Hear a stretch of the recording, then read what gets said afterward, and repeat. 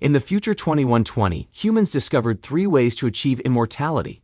Cyborgs are cyber-enhanced people, synths are artificial intelligence, and hybrids are synthetic beings with a human mind. The story begins on a spaceship called Maginot. They're 805 million miles away from Earth, but the team wakes from cryo-sleep to take a break. There are 4 companies, all of which are competing for power and control over Earth. There are facehuggers, alien eggs, space slugs, and more. One engineer proposes they just shoot the specimens and proceed with it, but Morrow, a synth, says that's not an option, telling him that the specimens are important to their mission. On Earth, there is a research island called Neverland. It is run by a very wealthy man named Boy Cavalier, who makes synthetic humans and clones. His newest experiment involves taking the brain of a sick girl named Marcy and placing it into the body of a synthetic human called Wendy. The operation works, and a new kind of human is created. Marcy is still getting used to her new adult synthetic body. She can fall from great heights without getting hurt, run very fast, and keeps learning new things every day. However, she is still adjusting. The engineers tried to make the process easier by simulating the experience of growing up slowly, but the truth is that she will not feel real emotions and will not age like normal people. Wendy is not alone on Neverland. Other children are arriving there, ready to go through the same process. The company wants Wendy to act as a big sister to these children and help guide them. Cavalier chose children specifically because he believes their minds are flexible and still developing, while adult minds are too rigid. Meanwhile, on a spaceship called the Maginot, alarms start going off. The creatures being kept on the ship have broken free and are killing the crew. A synthetic named Morrow sends a report back to Earth about the situation. The ship is heading toward Earth, and there is a dangerous alien creature loose on board. It is unclear whether Morrow caused the breakout, but he does allow the alien to kill the other crew members. Back on Earth, in a place called Prodigy City in New Siam, Wendy has become very focused on a man named Joe. He works with a company called Prodigy, and she watches him through security monitors. The reason she is so interested in him is that Joe is actually Marcy's brother. After the operation, Prodigy told Joe that Marcy had died, but Wendy still remembers him as her brother, and because she still has the mind of a child inside her adult body, her love and admiration for him remains strong. Everything changes when the Maginot crash lands right in the middle of the city. Joe is one of the first people to respond. His group heads straight to the crash site to look for survivors. Inside the ship, they find bodies everywhere. One survivor is Morrow. He contacts Mother, the ship's AI, to inform Wayland headquarters that the ship was boarded. He then heads to the weapons storage room and waits for backup. Along the way, he finds 2 first responders named Hoyt and Anna in the lab. A creature is seen crawling into the suit of one of the men, but Morrow does not notice. He points a gun at them, makes them drop their weapons, and ties them to a pipe. The creature then attacks while they are unable to move, and both men are killed. Another group, including Rashidi, Siberian, and Joe, finds the cryo chamber and signs that a creature hatched from someone's chest. They don't notice a facehugger in a nearby chamber and move on to explore the rest of the ship. Meanwhile, Wendy is in the middle of tests when she sees footage of Joe heading to the crash site. She goes to speak with Boy Cavalier. Even though the synthetic humans are still in the early testing phase, and despite strong objections from someone called Adam Ines, Cavalier agrees to Wendy's request. He sends her and a group called the Lost Boys into the crash site. Wendy is determined to find and protect her brother, no matter what. The group goes deeper into the ship. They reach the medical bay, where there are signs that crew members died from suffocation. There's also evidence of creatures having burst out of people's chests. Siberian wants to move on quickly, but Joe understands how serious this is. It means the crew were infected with aliens. The group continues anyway, going down the stairwells until a xenomorph suddenly attacks. Joe manages to escape by scrambling into an elevator and hiding inside, but in doing so he gets separated from Rashidi and Siberian. This is bad timing, because just 1 day earlier, Joe had wanted to quit his job. In a flashback, Wendy watches her brother and somehow manages to rewrite the code of a robot he is talking to. It is not explained how she does this, but the change does not last. Joe's request to leave is also rejected. On Neverland, a woman named Dame Sylvia listens to children talk about their dreams and hopes for the future on her computer. She sees their work as a way to end death and wants to improve their lives. Cavalier, however, thinks differently. His main goal has always been to find someone smarter than himself to talk to, someone with real wisdom. He wants a conversation that truly challenges him, and he hopes Wendy will be that person. Wendy and the Lost Boys land near the ship. Most of the group goes on board to explore. Smee and the others discover a strange space creature, along with an odd eyeball-like thing with tentacles. This is known as Species 64, and it is very unpleasant. They manage to trap it under a metal container, but it is a close call. Elsewhere, Wendy and a boy named Slightly go ahead to find Joe, who is still hiding in the elevator. As she moves through the ship, Wendy keeps hearing a strange buzzing sound in her ears. The CEO of a company called Utani contacts Cavalier during all of this and wants to send a team to recover their specimen from the ship. Cavalier refuses and gets tough, saying he will involve lawyers in claiming rights over whatever is on the ship. He wants everything on board for himself and watches the synthetic humans closely as they explore. Joe eventually finds himself in the middle of a massacre. The xenomorph follows another character into a large party full of wealthy people and kills everyone there. Joe is the only one who survives, and the xenomorph does not kill him. It is Morrow who catches up to the alien first. He stuns it into submission, then does the same to Joe. He shoots the xenomorph with a strange gel that causes a cocoon to form around it. More soldiers then arrive at the elevator shaft and point their guns at Morrow. This gives the xenomorph the chance to break free and kill everyone there, except Morrow. By the time Wendy and Slightly arrive, both the xenomorph and Morrow are gone. They follow a trail of blood inside and find Joe awake, thinking about baseball until Wendy appears. They persuade Joe to come with them and he agrees for now. As they make their way back through the ship, Joe learns that Marcy's brain was placed inside Wendy's body. He struggles to accept this, but eventually believes it when Wendy recalls personal memories that only Marcy would know. Back in the lab, a character named Kirsch connects to the ship's computer and finds out more about the vessel. He spots a holding area filled with eggs in the monitor and sends Smee down alone to check it out. He also contacts Wendy and tells her to go to the front of the ship to help Smee secure the cargo. The group heads to the front of the ship, where they find alien eggs scattered on the ground. Suddenly, the xenomorph grabs Joe and throws him off the edge of the ship into the darkness below. Wendy immediately rushes after him. Kirsch and his group start collecting the creatures and trying to figure out what happened on the ship. For now, they believe the crew simply lost control. One of the group members, Nibs, who has not been seen much before, questions why they are called the Lost Boys when half of them are girls. She is also annoyed that Wendy gets to keep the name Wendy. The others start joking about their own names too. Curly joins in, but they are interrupted when Kirsch gets a call from Cavalier. Cavalier tells them this is no longer a rescue mission. He now wants the children to collect and contain 5 species from the ship and bring them to a quarantine lab in the lower levels. Wendy finds Joe alive with only a few small cuts. He is stuck to a wall with a strange alien substance, but this turns out to be a trap set by the xenomorph. The creature appears but does not attack straight away. It seems to recognize these are the main characters and instead climbs onto the roof of a nearby trailer to attack from above. Wendy stabs it with a sword, but its acid blood burns through the floor. The xenomorph then stabs Joe through the heart and throws him across the floor. Wendy fights back, hooking the xenomorph's mouth, and the two of them work together to trap it inside a hangar. However, the xenomorph throws Wendy in with it. Joe finds a control box, bites the wires, and forces the door back open. He does not need to do much more though, because Wendy kills the xenomorph herself, cutting off its head with a knife and leaving behind a puddle of acid. Wendy then passes out from a small amount of her own blood. Joe passes out too, but his injuries are much worse since he was stabbed in the stomach. Morrow arrives at the front of the ship and finds the alien eggs. Smee and Slightly are caught off guard again. Morrow does not tie them up this time, but they watch as he downloads data from the area directly into his head. He knows they are synthetic and asks Slightly a strange question. It seems to unsettle Slightly, though he tries not to show it. Kirsch then arrives and takes charge of the situation. When one of the eggs begins to open, Morrow chooses to jump off the ship rather than be captured by Prodigy. Time moves forward. Prodigy takes control of the crash site, collects the specimens, and brings both Joe and Wendy to Neverland on stretchers.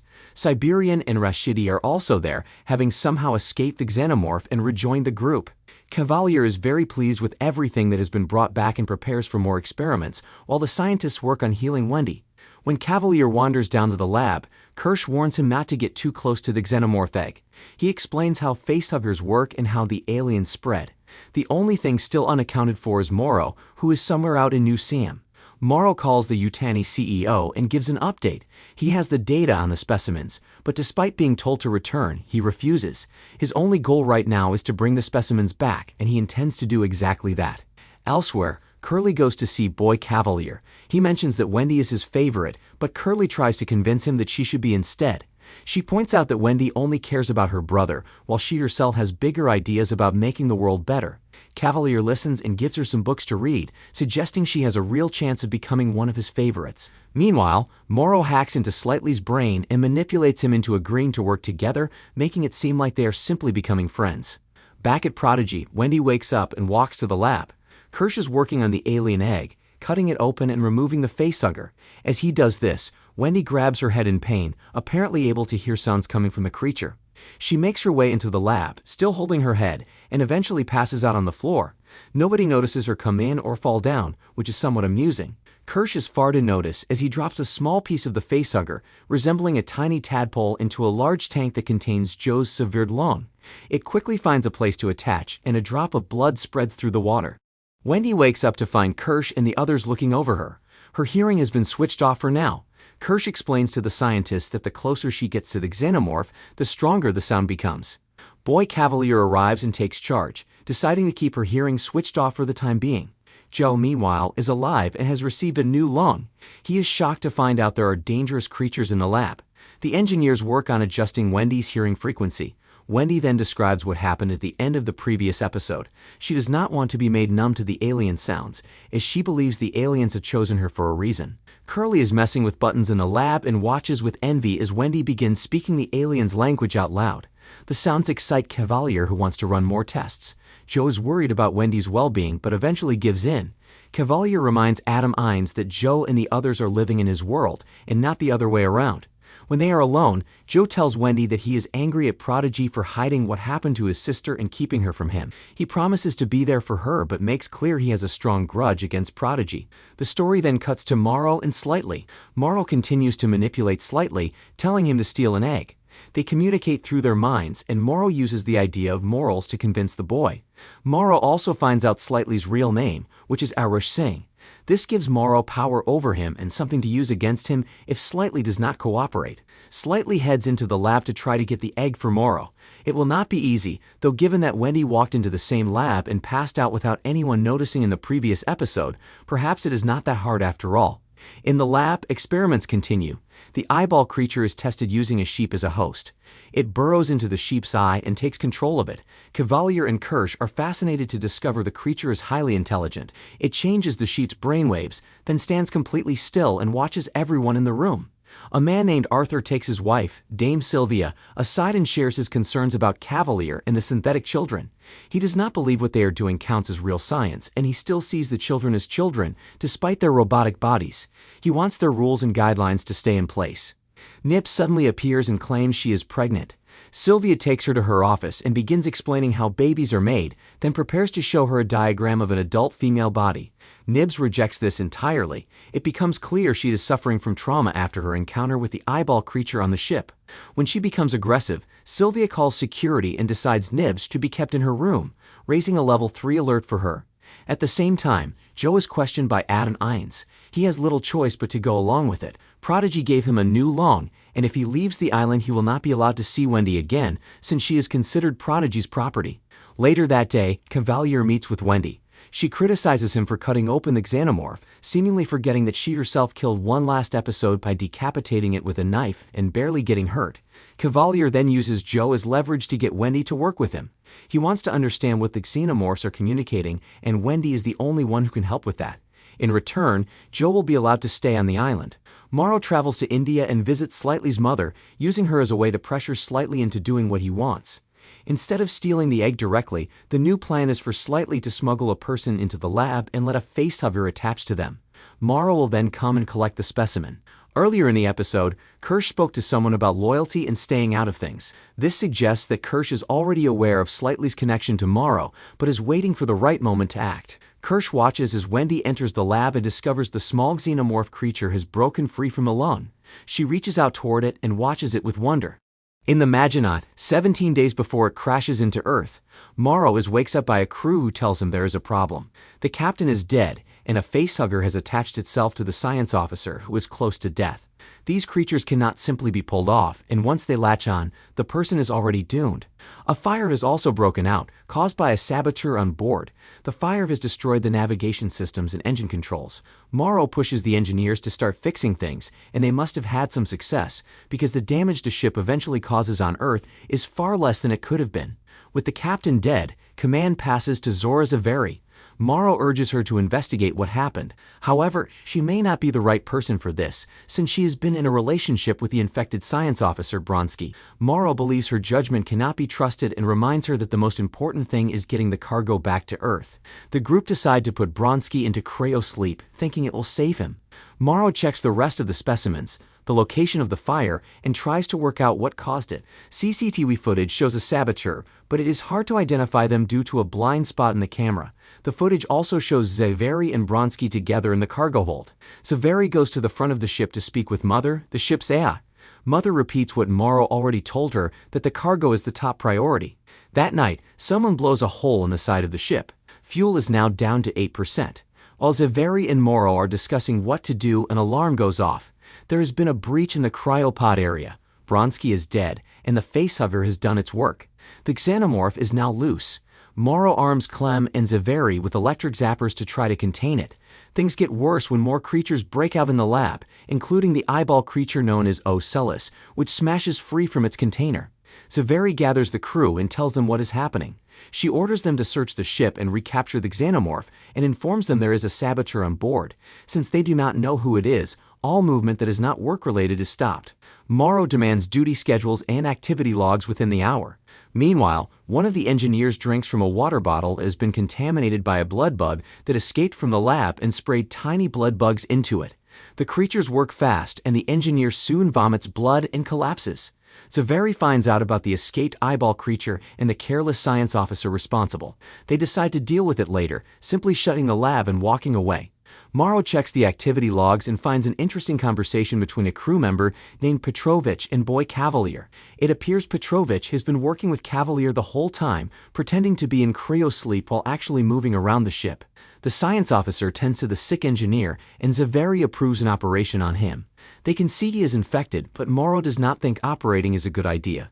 None of them wear protective suits or gear, assuming it is just a simple case of bug bites. Zaveri's poor decision-making leads to disaster. Both the science officer and a crew member named Rahim are killed when blood bugs spray acid on them. Around the same time, another crew member named Tang is killed by the xenomorph while alone after being questioned. Morrow decides he has seen enough and takes control of the ship himself. A man named Petrovich appears and opens fire on Morrow and Clem. The two take cover in the contaminated lab, but it is too late. Clem is killed, and Morrow accidentally releases Ocellus. Nobody had told them about the creature, and to make things worse, the blood bugs also get loose. The xenomorph drops down behind Zaveri in the corridor but does not attack straight away.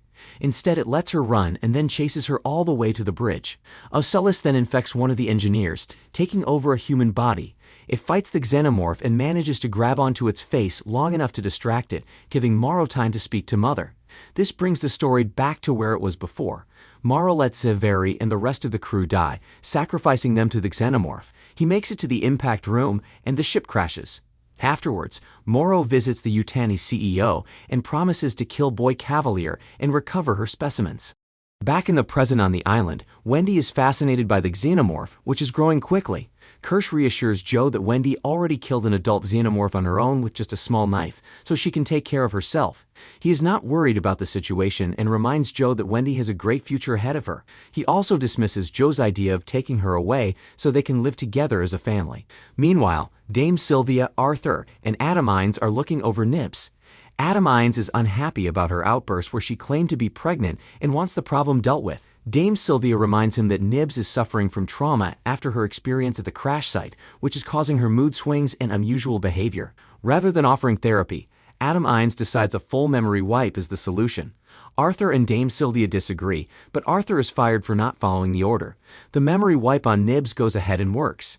Joe speaks to Wendy in the hallway and shares his concerns about the xenomorph. Wendy is relaxed about it and is convinced this particular xenomorph is one of the good ones. She wants to keep running experiments with it and tells Joe she does not want to lead with him. Boy Cavalier meets with the Yutani CEO, with a lawyer named Barrister McAfee acting as a middleman to help both sides reach an agreement about the crashed ship. Cavalier brings up a cover-up story and then mentions the specimens, which pressures the Yutani CEO into admitting the truth. She confirms that the creatures on board were meant to be studied at an off-planet research facility, which is where they will be sent once she gets them back. They eventually agree on a $20 billion settlement, but Cavalier then reveals he has one more card to play.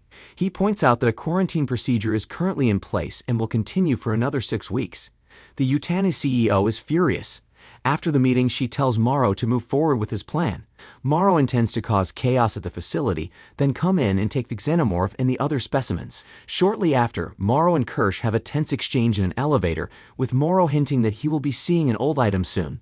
Slightly is nervous and anxious about his sabotage plan. He goes to see Joe and is quietly sketching out an escape route, though escaping from an island surrounded by water is not easy. Slightly tries to get Joe to come with him to the lab, but his behavior seems too desperate and strange, so Joe goes on patrol with his friends instead. He walks through the trees, keeping watch, and talks about leaving again. Back in the lab, Wendy seems to be understanding the alien language and begins making the sounds herself. The rapidly growing xenomorph watches her. Ocellus also watches from its cage, paying close attention when a boy named Toodles enters the lab alone to feed the creatures.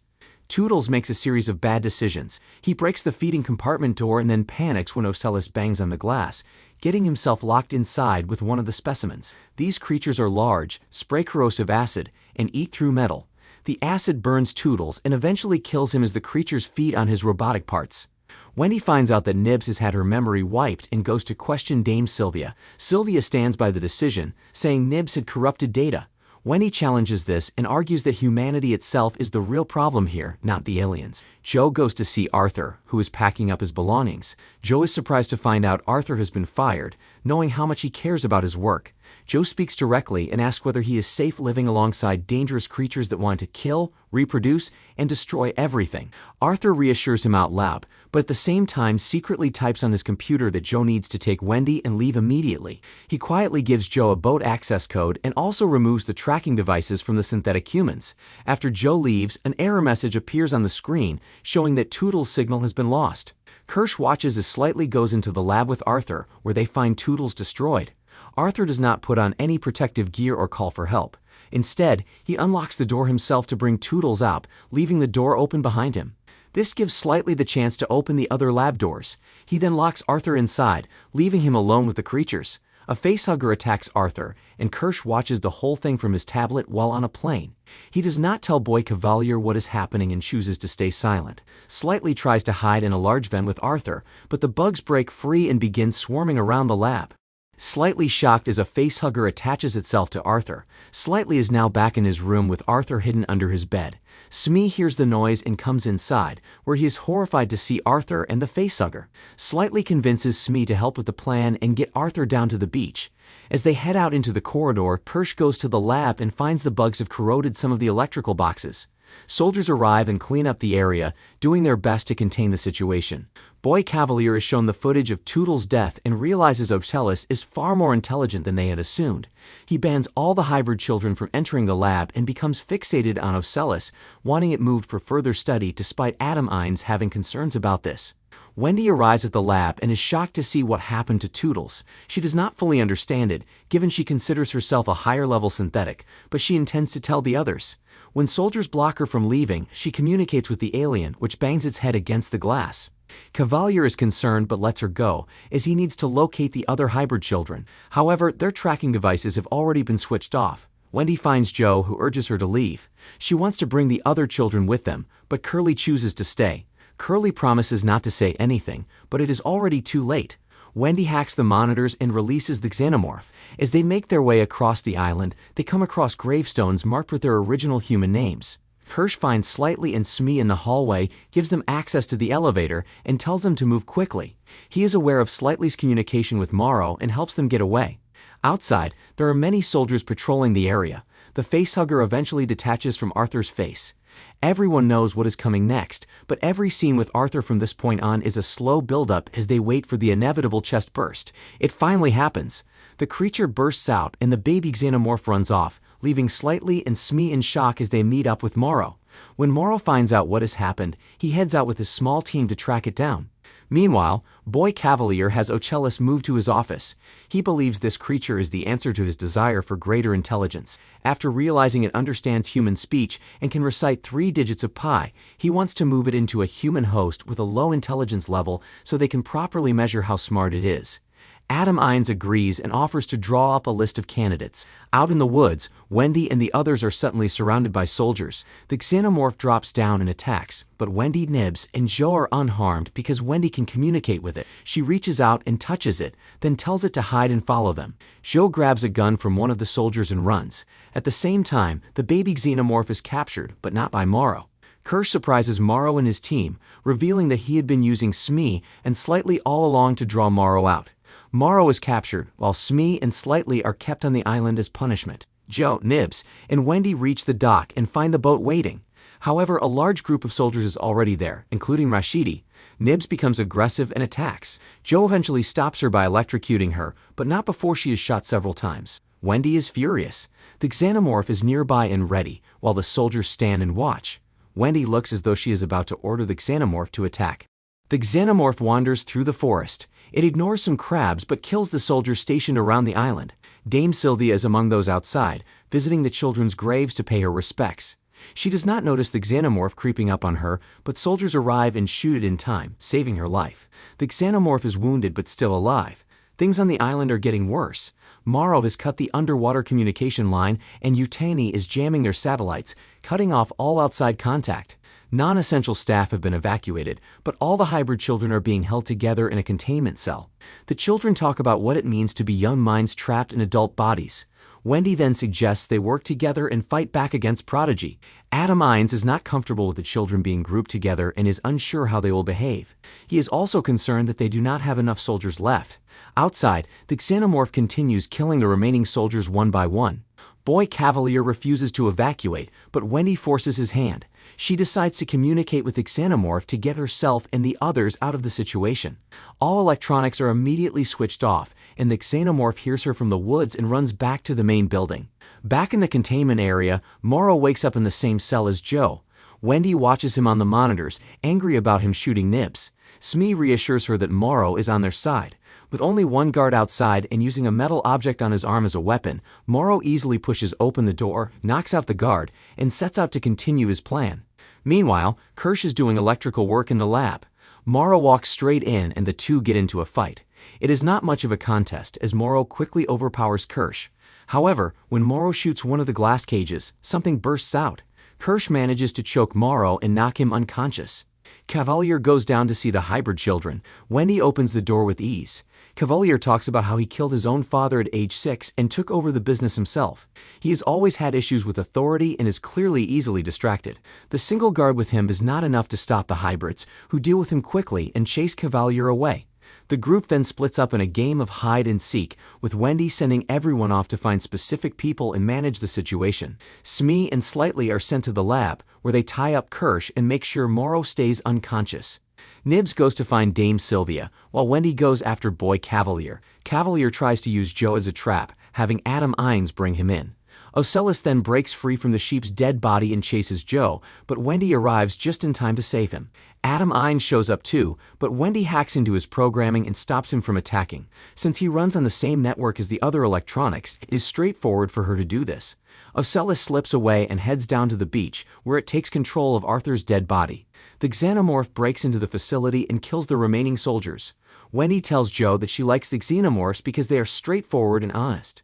She reminds him that to the xenomorph, humans are just food, but she herself is neither fully human nor fully machine and does not feel she belongs anywhere. Boy Cavalier goes to his airship alone, but the xenomorph follows and catches up to him.